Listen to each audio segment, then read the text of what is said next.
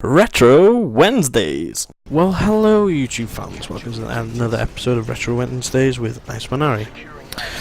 Just a quick report card thing I'm going to do before we actually get into our retro games, and that's between Modern Warfare 2 and Modern Warfare 3. I'm only going to choose like two pros and cons for both of them, just so we can sort of like look at them as the big ones. Like, the pros are like the maps. They were awesome for Modern Warfare 2.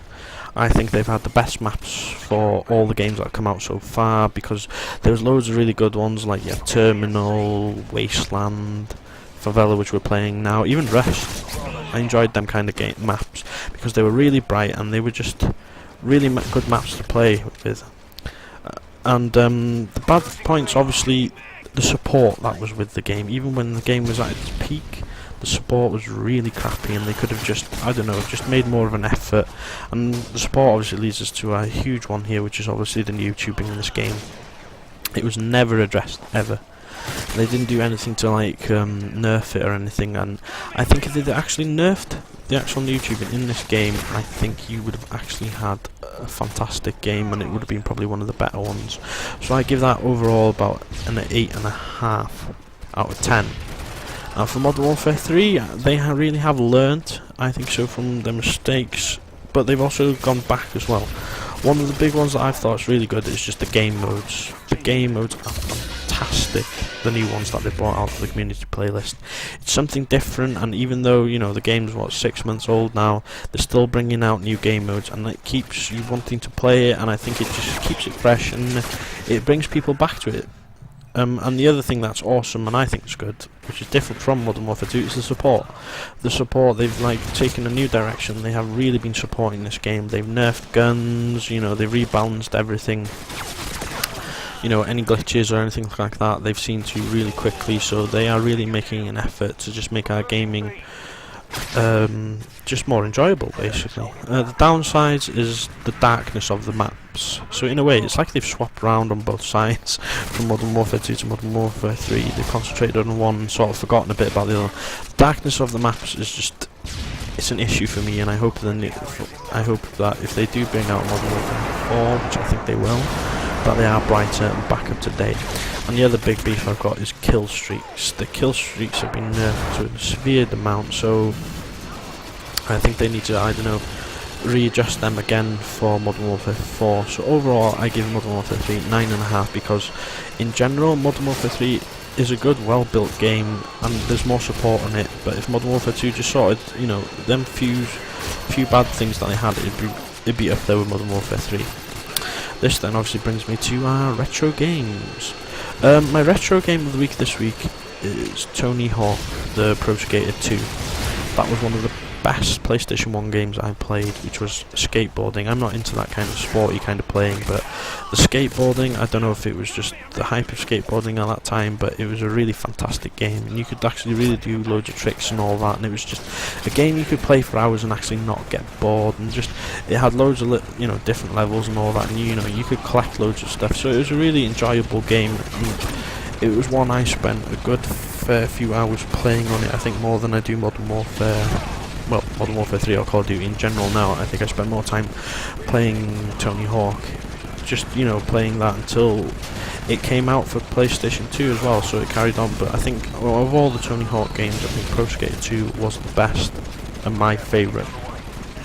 My other retro game of the week, which is just a close second this time, is Dino Crisis. I don't know if you guys actually played this game, but this was one of the best games, again, that I played for PlayStation 1, which was basically, it reminded me of Resident Evil, but I, like you guys know, I'm not a huge zombie fan, and, you know, that kind of Resident Evil thing doesn't do anything for me. I don't really enjoy playing it, but this was like an alternative to that, and it felt like a bit like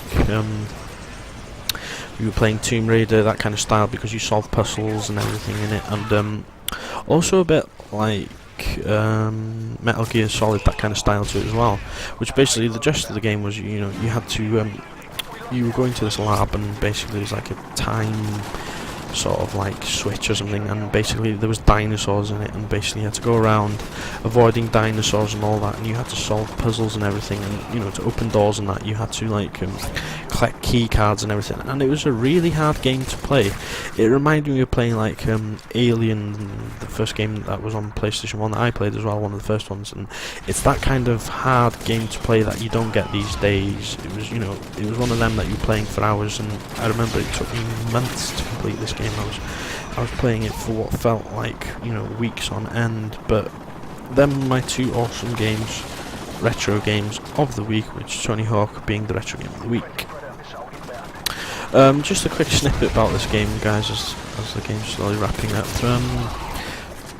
I chose this one not because of how well I was playing. It was just to laminate well, how good Modern Warfare 2 is, but also the downsides to it. Like, obviously, like, you get severe spawn trapping on this one, as you saw in the start and all that. But I found with this one, which I missed Modern Warfare 3, is, you know, if you got like a chopper gunner, it counted towards your kill streak, which they changed, and I missed that. And I really do hope that they bring that back in Modern Warfare 4, where, you know, if you get a chopper gunner or something, an attack helicopter, it does add, because I think I know it sort of stops people from getting kill streaks as easy, but again, I think that was more of a fun thing as well with kill streaks, and that's why I don't think they're as popular this time, and that's why I think Specialist dominates in Modern Warfare 3, is because of the way they've gone about with the kill streaks, which is a little bit disappointing. And one thing that I know everybody didn't enjoy in it was obviously the nukes that you had in Modern Warfare 2, which were game-ending ones. So in a way, I know people camp, but imagine if you're playing well but you're still losing and someone gets a nuke at the end. You know, it does count towards a win. You know, it's just something to give you a boost, and I think it was just fun just getting nukes and that in this anyway, and just not boosting. But that's the only another downside, was obviously the boosting in this was ridiculous. It was really bad, and it was just something they could have changed.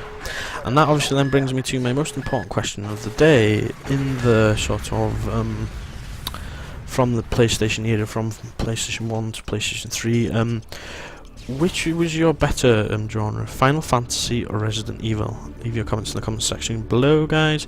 I finished with a 20 and 10. I will chat to you very soon, guys. Peace.